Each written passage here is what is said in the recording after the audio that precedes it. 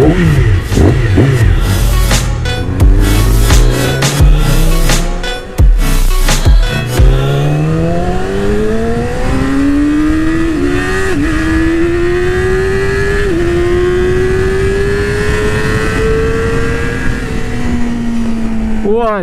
is going on, guys? I'm stuck behind some slow people.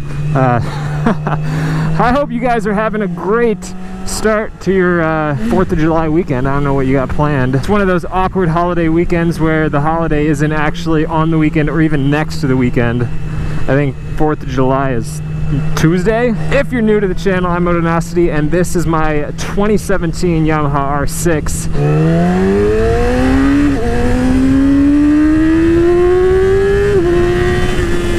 With some of the mods that we're about to do on this bike, I wanted to talk about a little something, and that is ways to save weight on your motorcycle. Because even on a little 600 like this, we got some key areas that we can knock down a few pounds.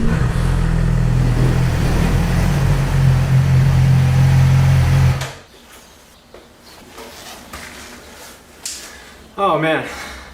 Before we get to that, a word from the sponsor for today's video, Hero Wars. Now, Hero Wars is a cool mobile RPG game all about building up an epic guild of heroes. You can pick your army, battle through a ton of quests as you fight off invaders with your specialized heroes. You can train them up and unlock new skills. There's a bunch of daily rewards to help you advance through some really cool locations. Or you can add new heroes to your army if you want to shake things up a bit. I think I saw there's wizards eventually in this game, so I gotta at least get that far because I'm a huge Harry Potter fan. And wizards all day, every day. I've been having a lot of fun with it during downtime, just chilling on the couch, taking care of the baby, because Lord knows I have a ton of couch time these days. But if you want to check it out, you can download it from the links down in the description. Start yourself off with an upgraded hero, unlike me, who just downloaded normally like a chump. But now, for the topic of today's video. Now, I don't think I've met a single motorcycle owner who doesn't enjoy going fast on their bike. But adding a lot of horsepower isn't the only way to make your bike faster. Today we're going to talk about 7 ways that you can shed weight from your motorcycle. Now, you don't have to do every single thing that I talk about today, but if you do all of them, you'll probably shed at least 20 pounds from your bike. And the good thing about a lot of the weight saving things that you can do on a motorcycle, they're not just good for shaving weight. They have other benefits as well. Starting off with number 1, we have removing your passenger pegs. Now, it's only gonna save you 1 to 2 pounds depending on your bike and whether they're aluminum or steel. But let's be honest, those of you without a significant other who rides with you, how often have you actually used your passenger pegs? I can count on 2 fingers the number of times that I've actually given someone a ride on my bike. It's also a great excuse not to ever have to give anyone a ride on your bike. But hey, maybe you're single, you still got that lifelong dream to give girls rides on your motorcycle every single day. You do you. That said, I still have the passenger pegs on my R1. Number 2 on the list, we've got getting rid of your stock mirrors. Now, I know there's a lot of people that will tell you that is a terrible idea.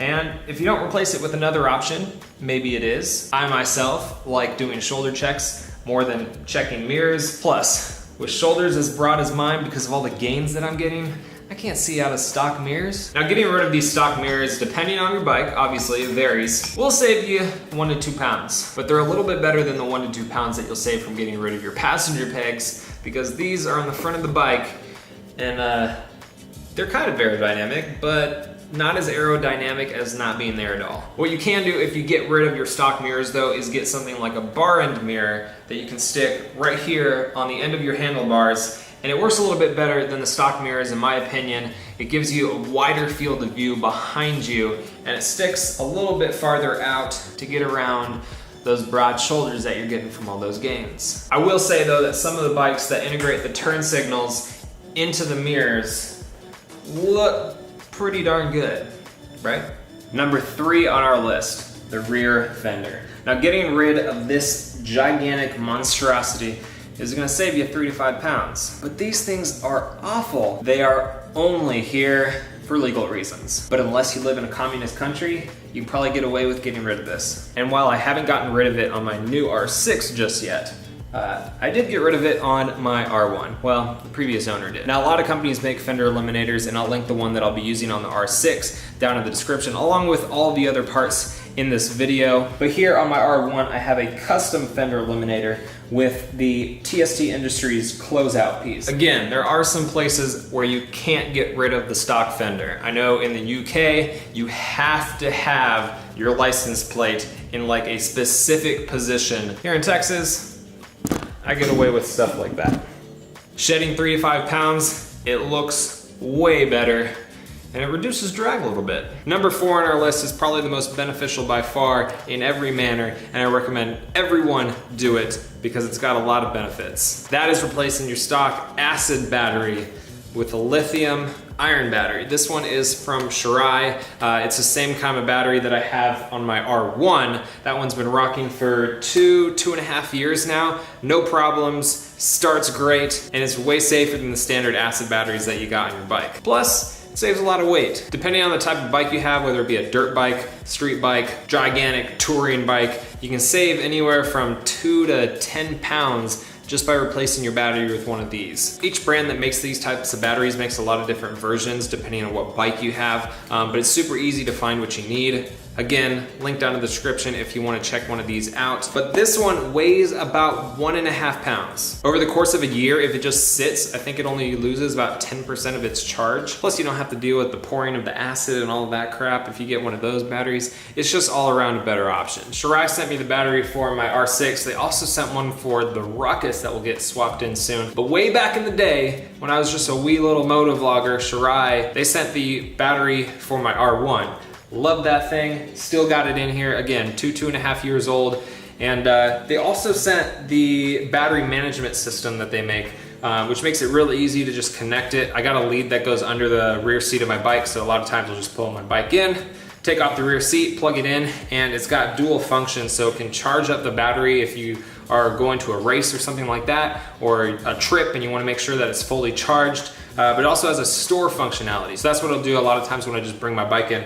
I'll take off the seat, plug it in with the convenient plug here, hit store, and it just stores it at the most efficient battery level to keep your battery lasting long. Number 5 on our list.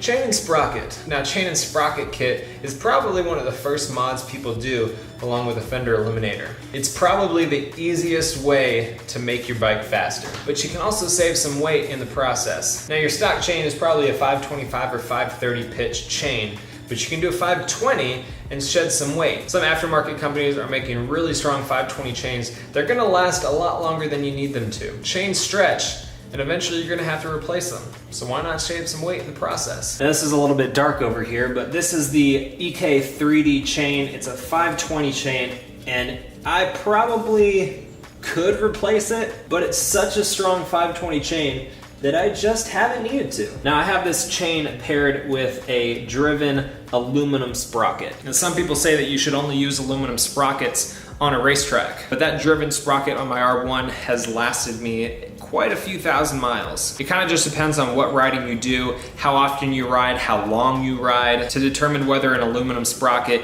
is gonna be okay for you to run. But for me, aluminum sprockets are the way to go. I can sacrifice some of the strength of a steel sprocket for the shaved weight of the aluminum sprocket just because I don't need it to last as long as a steel one. And here's the thing with shaving weight from something like your chain and sprocket. Because they're rotating, they're one of the actual moving parts on your motorcycle. The weight that you shave off of those parts are gonna have much more benefit than just static weight such as your battery or your passenger pegs, because your bike actually has to move the weight of the chain and the sprocket. Now, for number 6 on our list, exhaust. Now, everyone wants to replace the exhaust. When they first get a motorcycle, if it doesn't have a new exhaust on it already, they're probably gonna replace it. The stock exhausts look terrible, they don't perform very well, and they look like absolute crap. But they're one of the pieces on your bike that you can save the most weight on. Some exhausts weigh as much as 30 pounds. And with exhaust, there's a lot of areas where you can shave some weight. First, the slip-on.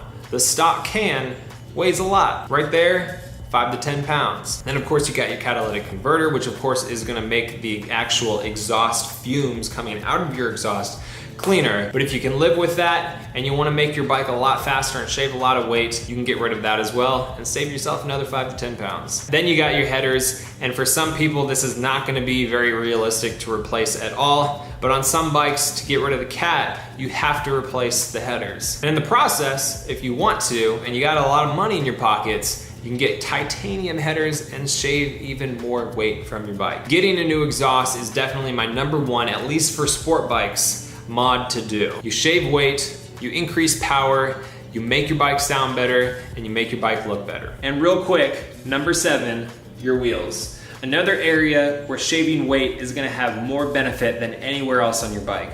Just like chain and sprockets, your bike has to push the weight of turning your wheels. Shave weight from your wheels, and you shave even more time on the track. Probably not the most realistic option for everybody out there because wheels are expensive. To pay for light wheels, you're gonna spend 2 to 3 grand. But with light wheels, you can count on saving about 10 pounds on your bike. And that is 7 ways to shave weight on your motorcycle. But I got one more bonus on this list. Lose weight. There's a reason that the majority of MotoGP riders are under 6 feet tall. Well, besides the fact that they fit better on the bikes. Heck, a lot of them are closer to 5 feet tall than they are to 6. A lighter rider is gonna save way more weight than anything else that you can do on your bike. Most everyone out there can afford to lose about 10 pounds. That's gonna save you more weight than anything that we talked about today. More than a slip-on, more than titanium headers, more than aftermarket wheels, more than pegs, more than battery, more than chain and sprocket. Losing weight is the easiest way